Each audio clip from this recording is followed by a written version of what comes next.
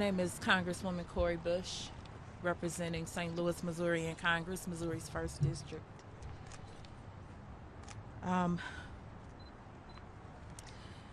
I ran for Congress in the first place because as I thought about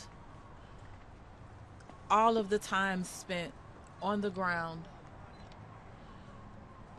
fighting to save Black lives after the killing of Michael Brown and so many others, and as I thought about after these 400 days of protest, rain, sleet, hail, snow,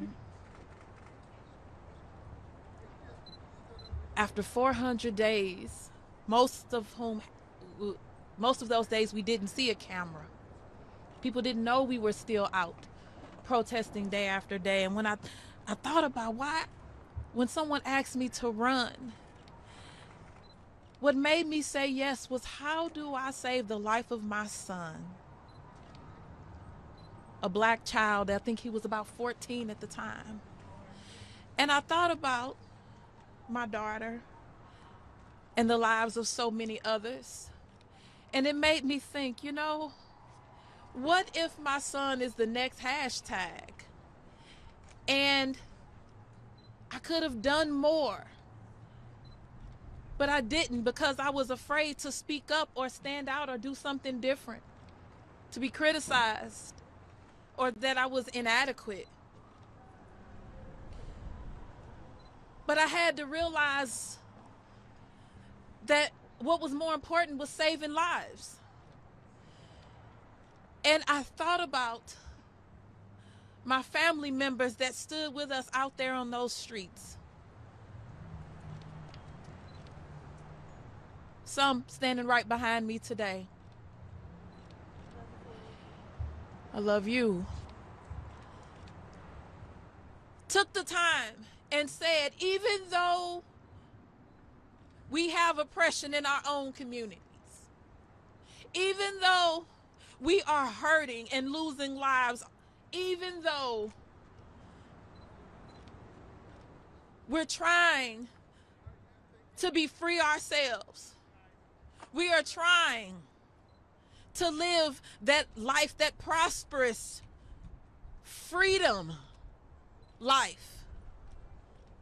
We don't have it yet, but we see your hurt, and so we stand with you. This one right there, Sandra Tamari, stood arm in arm with me many, many days and nights. And so, as a Black woman, I stand here. As a daughter, as a sister, as a mother, as a wife, but also as a human that just loves humans. As someone who almost lost her life at the hands of an abusive partner. But that didn't happen because the Lord decided, not yet, not so. And when I think about how he saved me, how wretched I was, and yet he chose to save me, I had to make the decision that for God I live and for God I die. Which means that whatever he calls upon me to do, no matter how hard or lonely, no matter what it feels like or how long it takes, I will do the work to save lives the same way that he saved mine. And so, because he had to dig far down to find me and save me, the mud he had to go through to get me, I dare not look on any person with any type of judgment. I can't look at where you are, how much money you have, who you love, or if you hate me, and choose whether you deserve life or not. As a congresswoman, my work is to do the absolute most for every person in my community, starting with those who have the greatest need. As an activist, I'm going to fight and push and fight for every single person in my community. starting with those who have the greatest need. As a pastor, blessed are the peacemakers. And let me ask this question. Those who are about peace and say that they're about love, what is your love like? What is your love like? Is your love that I can love as long as the media tells me this is who I can love?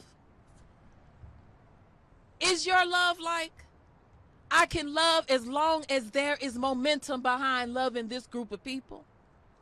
As long as my career is okay loving these folks, and it means okay hating these others?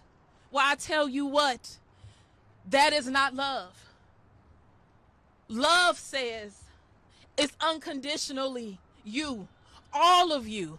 And so we stand here today calling for a ceasefire, because all life is precious.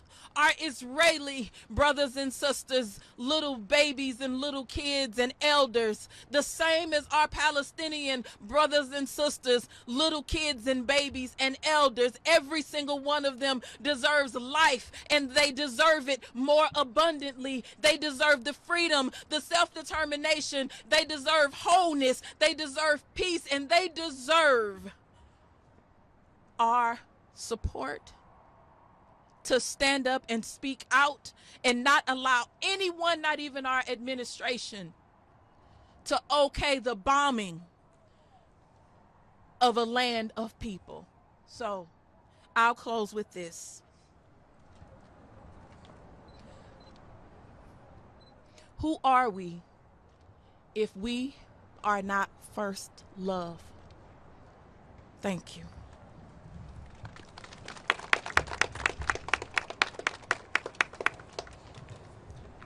Hi everyone, buenas tardes. I'm Greg Casar, representing the heart of Texas. And as we mourn and grieve those folks killed, people displaced, people held hostage, people incarcerated, people living absolutely terrified, I also think about and recognize the people who are doing such heroic work. The doctors who have refused to abandon their patients in Gaza, serving people without medicine or food. The father who's thrown his body between his kids, who have nothing to do with any of this, and the rubble. The Israeli mom calling for a ceasefire because she doesn't need her sons being sent into a needless invasion that will make no one any more safe. Heroes. And so that brings me to feel that the very least any of us can do is to speak out, to have some measure of their faith and some measure of their courage in this moment of truth. The very least we can do. And I myself recognize and have to reflect upon that the very first members of Congress who spoke out well before me are those often at greatest risk. Cori Bush, Rashida Tlaib, Ilhan Omar, Ayanna Pressley, Summer Lee here behind me, who often don't know a day that goes by without facing a death threat for speaking out and having the courage to lead the charge to make sure that we stop this senseless kind of death. And so as we mourn and as we grieve, I hope we continue to uplift those voices speaking out so that more and more people can have an ounce of that courage and stop this senseless killing. Thank you.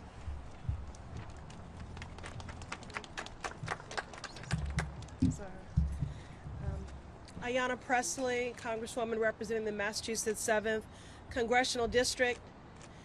I'm here as a lawmaker, but certainly as a sister in Christ and a woman of faith, as someone who believes in the power of prayer. But as the adage reminds us, when you pray, move your feet. So we are praying for peace. We are mobilizing for peace. We seek to legislate for peace. Good afternoon, beloved. We come together today in prayer and we lift our voices. We ask you, God, to cover the families around the globe grieving unfathomable loss. There is no word in the English language that describes a parent who has lost a child. It goes against the natural order of things. It is a devastation that defies words and explanation. More than 1,000 children, our children, because we are all God's children, Israeli, Palestinian, American, over 3,000 innocent civilians killed. When a mother cries out or a father in grief, their piercing scream sounds the same regardless of their religion or the nation of their birth. So our call is clear: a ceasefire now to save lives. We cannot continue to stand idly by, numb, as we watch this death toll climb. Nor can we be complicit in this bloodshed. Vengeance is not a foreign policy doctrine. Psalm 34:18 reminds us the Lord is close to the brokenhearted and saves those who are crushed in spirit. My team and I have been working around the clock to evacuate Massachusetts constituents from Israel and Gaza. I breathe a deep sigh of relief every time I learn that one of the families that we are in touch with has safely left Israel on a plane or a ship, bringing them back towards safety. For our families in Gaza, there has been no relief. As someone who was a caregiver to my mother before she took her final breath, I would liken it to talking to someone in hospice who is quite literally waiting to die. Wafa and Abood from Massachusetts have tried 4 times now to cross the border at Rafah. Their 1-year-old Yusuf is in their arms. They are scared. They are hungry. They are parched. Each time they have received word from the Department of State about a narrow window to cross, they feel an ounce of hope that their baby is almost safe. Those hopes have been dashed daily. I know it to be true that people from all walks of life see this plainly. Saving civilian lives, including the Israeli and American hostages and the Palestinian families trapped in Gaza, must be the priority. This is about our shared humanity. This is about the future of humanity. James Baldwin said it best: the children are always ours, every single one of them, all over the globe. And I'm beginning to suspect that whoever is incapable of recognizing this may be incapable of morality. The children of the world are watching, and history has its eyes on us. Our calls for a ceasefire are a clear mandate. We were sent to Washington to lead. I don't have to worry about my hair, so I don't care. We were sent to Washington to lead, to center the marginalized, to uplift the voices of the unheard. Families are crying out for survival. We must respond. Ceasefire now.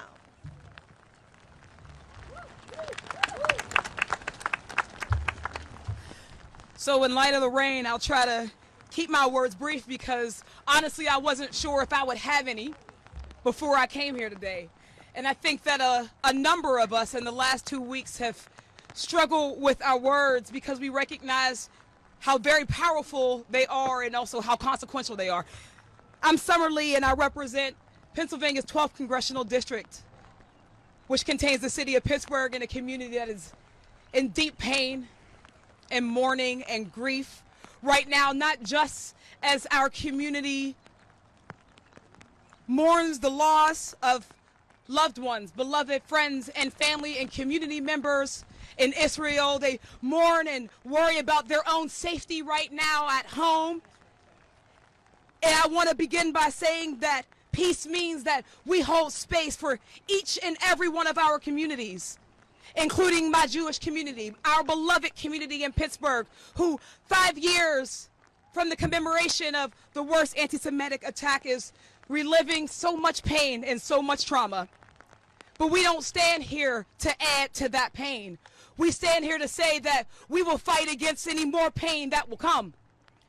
I stand here because there were so many people who are in spaces where they had so much to risk, but recognize that courage might not always be repaid or rewarded in political safety or comfort or opportunity. But in this instance, courage will be rewarded in the lives that we can still save in Gaza and Israel, or right outside of Chicago, where baby Wadia was. Lives that are precious wherever they come from, whatever color they are, and whatever tongue they speak, or whatever God they pray to. Lives that are precious because they are. And that's not a political statement. It cannot be a political statement to say that the pathway to peace comes through buildings like ours, comes through the mouths of officials who have the power of life and death, the power of the purse, or the power of war, and that we have a responsibility to take that seriously, even when the political pressure is on us the most, or even when the spotlight is looking right at us. That those are the moments where even if our voice quakes or our knees shake, that we have to speak out even more, because the cost of that life that could be saved, would have been saved, is worth it. I'm here because I believe that because of the courage exhibited from the people who are with us today, from our faith leaders, whether they are Muslim or Christian or Jewish or otherwise, from our freedom fighters and our organizers and our students and people of all faiths who have shown up and spoken out wherever they were with whatever platform that they have had, I think that we can safely say that even in the midst of tragedy and unspeakable horror, that lives have been spared because of the action that people have taken. That action has made a difference. And right now I'm here as a legislator, as a first-time congresswoman, standing with people who have exhibited more courage than people should have to in moments like these, to call for a ceasefire, because we know that the pathway to peace is not in more fighting, is not in more bombs, but it is in ceasefire, it is in slowing down, it is in talking, it is in recognizing the humanity of each and every one of us, man, woman, child, on either side of the line, that there is no shame in standing for peace, that there's no shame in standing for justice, that there's no shame in standing for lives and saying the word Palestine, and saying that we mourn our Israeli siblings. So I want to say here today that our love for communities that maybe have not been shown enough, that our political action for a community that needs us desperately is not in opposition to another beloved community. We can show love for one beloved community, and does not mean that we must hate another. That we can here today exhibit a love for everybody impacted here, our Jewish siblings, our Israeli siblings, our Palestinian, Muslim, and Arab communities. That the rhetoric must change now, and that those of us with anything that we have and all that we have must use what we have to redirect the rhetoric and redirect the action so that we can take those actions to save lives. Over the past 2 weeks, I've thought a lot about the actions, the activism, the love work that has been done on behalf of me to stand here today. I think about the Black Lives Matter movement. I think about the civil rights movement. I think about the courageous organizers and faith leaders and activists for decades and generations that have stood up. And because they stood up, we have carved out a better, safer world for more people. And I think that in times like this, we all have to decide, what is our contribution to that legacy?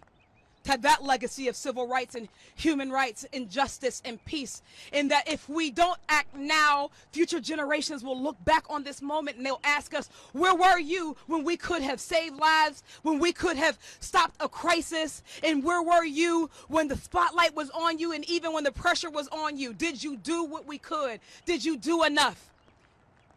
And I hope and pray that when we exit this crisis, we will be able to say resoundingly, yes, we did enough, because we spoke through the noise and we stood firmly in our belief that all lives do matter, as they said when it was our turn, and that each and every one of them is precious. So I thank the leaders of this legislation, of this resolution. I thank the leaders who have stood with us, who continue to stand, who continue to come, and that your work will not be in vain, and that we call for a ceasefire now.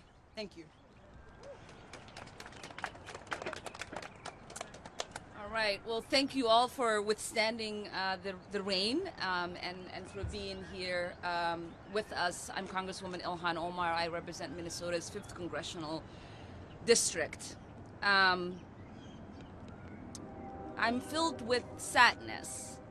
Sad for the Palestinian and Jewish people who have been rallying across this country, begging for their leaders to stand up for humanity, not being able to be given the space to grieve the loss that they have experienced, and not being allowed to be represented by people who can see their love, their compassion, their interest in saving lives. I'm also saddened by the fact that 535 members of Congress could come together in one breath, fully condemn the horrors of what Israelis experienced. And that there is now only maybe few handful of them who could get to the point of saying, we condemn the slaughter of Palestinian children, of mothers, of fathers, of grandmothers, of grandfathers. Where is your humanity? How do you look at one atrocity and say this is wrong, but you watch as bodies pile up, as neighborhoods are leveled? Israel has dropped more bombs in the last 10 days than we dropped in a whole year in Afghanistan. Where is your humanity? Where is your outrage? Where is your care for people? How is it that we have a president who is talking about releasing hostages, who is talking about getting American citizens out of Israel, but could not get himself to say, I want to save and work to save the hundreds, thousands of Americans is stuck in Gaza? What is wrong with you? How is this possible? Wait, so is certain American's life important than another? Is the American that is living in Gaza less important than the one living in Israel? How is it that you're telling American citizens to go to the south of Gaza, but you can't tell Netanyahu not to bomb the south because there are Americans there? How is it that you are not condemning that Israel has bombed the crossing where humanitarian aid is supposed to get through Egypt, where we are asking our citizens to have safe passage? How? How is it that you continue to give lip service and hope for a negotiated humanitarian access when it's not happening? What is going on? How are we living this way?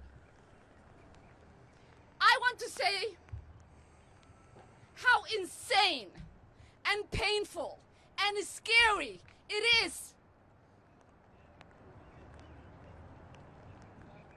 to work and serve in a space where we have a member in our caucus say all Muslims are responsible for this, and not a single condemnation comes from our caucus leadership or any member of Congress. How is it that we are serving in a body where there are members who condemn us for asking for peace, for ceasefire? The most simplest thing. So many people across the world are calling for a ceasefire. So many leaders are calling for ceasefire.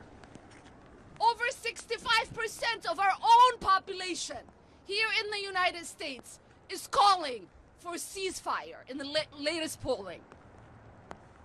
What are we doing? I survived war when I was 8 years old.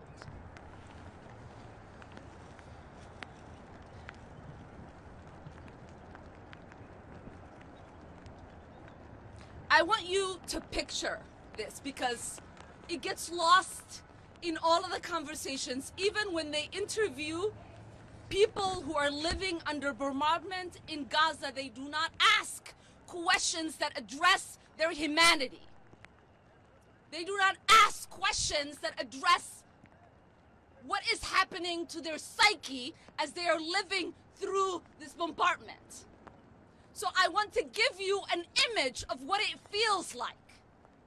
Imagine sitting in your house, hearing the noise that announces that you might vanish at any given moment.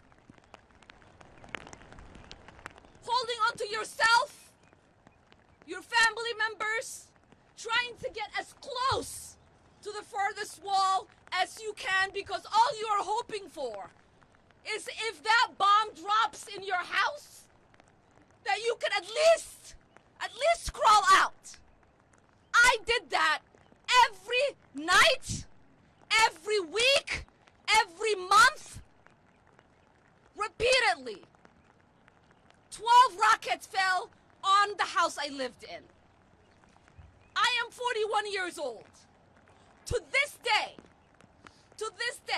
my bed, the side I sleep on, is right next to the wall. Because that trauma has not left me. And I need you all to understand this hashtag of ceasefire, it is not just now. We have had hashtag for ceasefire for Gaza many times. The idea that people who have been mass cleansed in the Nakba, who have lived through occupation, blockade, multiple wars, millions of their people displaced, unable to visit their ancestral lands, who face continuous harassment, jailing, killing with impunity, cannot get the sympathy of lawmakers in this country who are responsible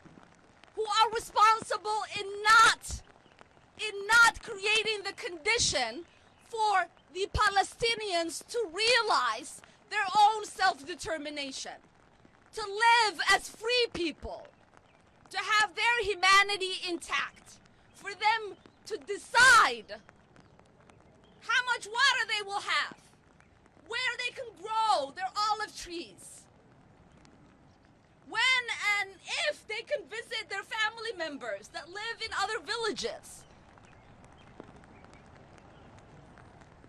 Separated, blocked from one another. This is insanity, and we can no longer stand for this insanity. And we would like for people to stop harassing us for caring about the humanity of people, to stop harassing us for asking for war to end. Because those of us who lived in war don't want to see war continue.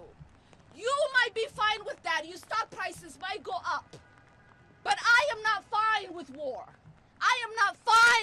weapons being sent to kill children, like the ones I played with. I am not fine with that. So yes, you can threaten me, you can harass me, you can follow me around, but I am never going to stop saying Palestinians deserve freedom, that we need to free Palestine. And I am never going to stop saying that there is no way that we should allow in sending more bombardments to kill Palestinians. Thank you. I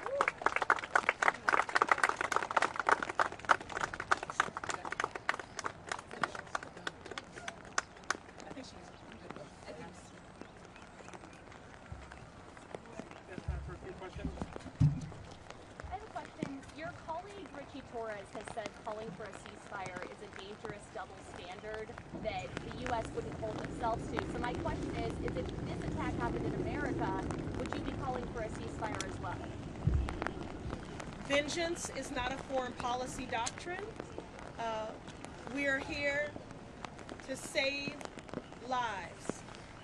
Israelis, Palestinians, Americans. Anyone else? So is that a yes or a no? Anyone else?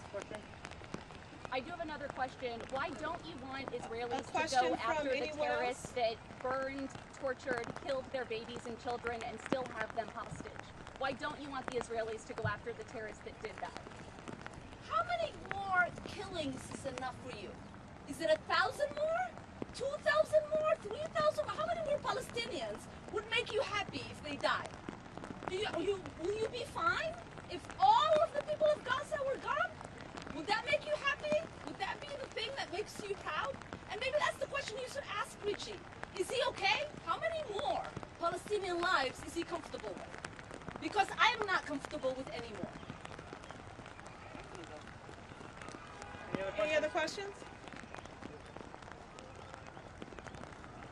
All right, thank guess you. that's on that. Would be, what do you say to the Israeli people that feel like you're telling them to do nothing when their children are being held hostage by terrorists?